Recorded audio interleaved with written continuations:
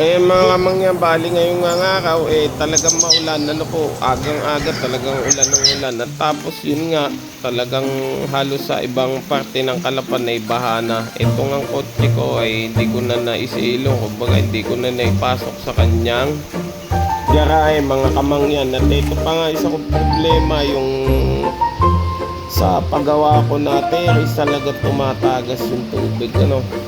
At yan mga kamangyan, yung kinasa natin ng Biyernes na lana, kasi po ito ay order sa atin, ano. Salamat din pala sa nagbigay ng singsing na San Benito. Ayan, isang mapagpalang araw. Bale, ito yung ano natin ngayon. Pag-uusapan natin ay about sa mga mutya na pampaswerte, mga kamangyan, ano. Kasi siguro madami mga nagtataka na may pampaswerte sila, bakit sila hindi umaasenso o bakit hindi sila umaangat yung buhay, ano.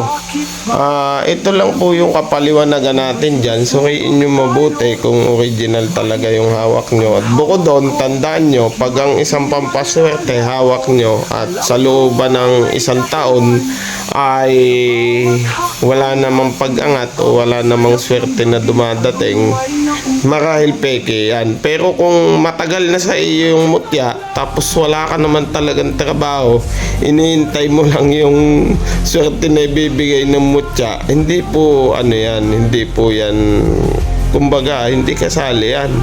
Kasi umaasa ka na lang sa mutya na pampaswerte na tangan mo. Kumbaga hindi ka na gumagalaw, hindi ka na kumikilos, ano. Tandaan nyo,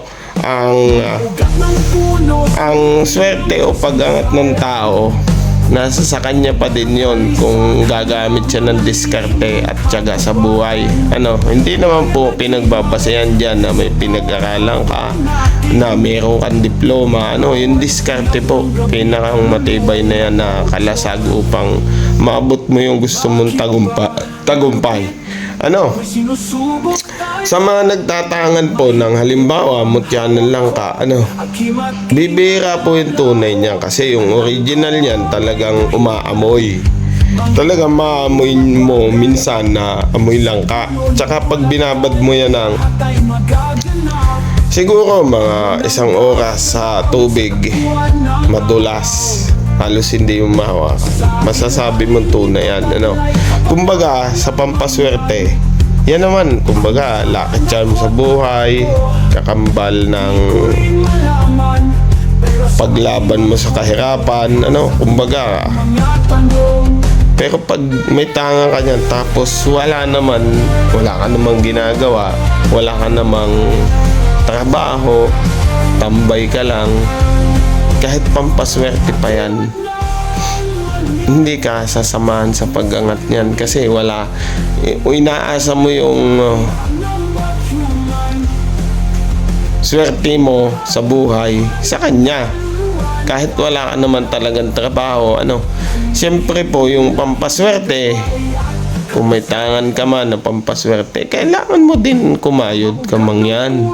Kailangan mo din gumalaw, kailangan mo din magtrabaho, kailangan mo ding dumiskarte, ano. Tandaan nyo, ang pampaswerte, kumbaga charm, pampaswerte lang talaga, na kailangan samahan mo ng sipag. At sa mga kukuhanan nyo ng mga pampaswerte, titingnan nyo din yung tao o estado ng tao na kukunan nyo, kung siya ba ay maayos ang buhay. Kasi kung siya'y mahirap, bakit hindi siya ang gagamit ng pampaswerte? Ganun nga yung buhay niya, ano. Titingnan nyo yung estado niya, kasi kung talagang pampaswerte yung pinalilimusan niya at ganun yung buhay niya, bakit ganun yung buhay niya, ano.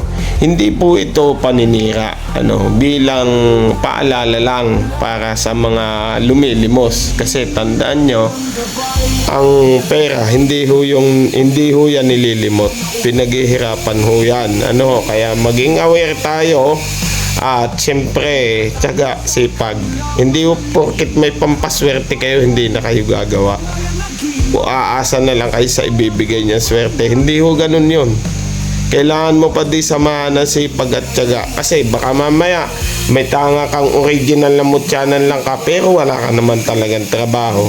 Hindi ka bibigyan ng swerte niyan. Tandaan mo yan, kamangyan. Ano? At kung nagustuhan nyo yung title o yung ating pinag-usapan ngayon o yung content natin ngayon, wag nyong